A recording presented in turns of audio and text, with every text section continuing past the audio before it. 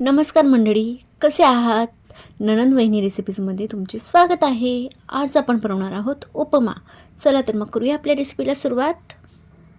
आधी आपण उपमा बनवण्यासाठी लागणारे साहित्य पाहूयात. 1 वाटी रवा, शेंगदाणे, जिरे, मोहरी, कढीपत्ता, बारीक चिरलेली कोथिंबीर, बारीक चिरलेला कांदा, बारीक चिरलेला टमाटर आणि बारीक चिरलेली मिरची.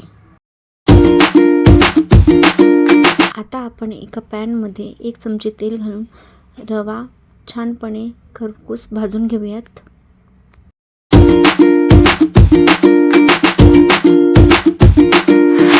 आता आपल्या रव्याचा रंगही बदलला आहे आणि रवा पूर्णपणे भाजून झालेला आहे. आता आपण एका प्लेटमध्ये रव्याला काढून घेऊयात आणि पुढील कृतीला सुरुवात करूयात. आता आपण पॅनमध्ये 2 चमचा तेल घालून त्यात शेंगदाणे भाजून घेऊयात. शेंगदाणे भाजून झालेत. आता आपण त्यांना एका वाटीमध्ये काढून घेऊयात आणि पुढील कृती करूयात. आता आपण गरम तेलात जिरे, मोहरी, कढीपत्ता छानपणे परतून घेऊयात. त्यात मिरची पुन्हा एकत्र करून घेऊयात. आता आपण त्यात कांदा आणि बारीक चिरलेला टमाटर टाकून घेऊयात.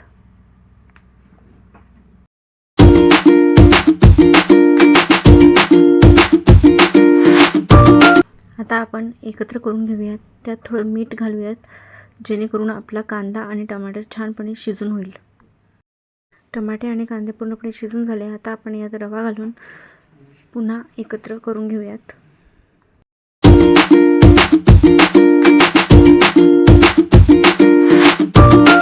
आता आपण 1 चमची हळद टाकून घेऊयात आणि पुन्हा एकत्र करूयात. आता आपण थोडं थोडं करून गरम पाणी घालूयात आणि मिश्रण एकत्र करत राहूयात.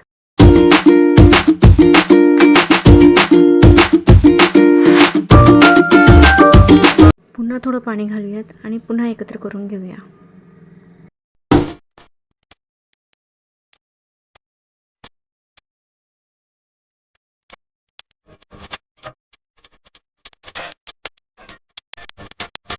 आता आपण तळलेले शेंगदाणे घालूयात आणि पुन्हा एकत्र करून घेऊया.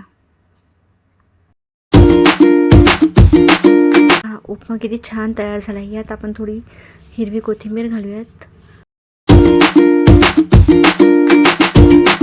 वाह, काय सुगंध येतोय. तुम्ही पण एकदा नक्की ट्राय करा या पद्धतीने उपमा. आणि आमची रेसिपी आवडल्यास आमच्या चॅनलला लाईक, शेअर आणि सबस्क्राईब करायला विसरू नका. थँक्यू.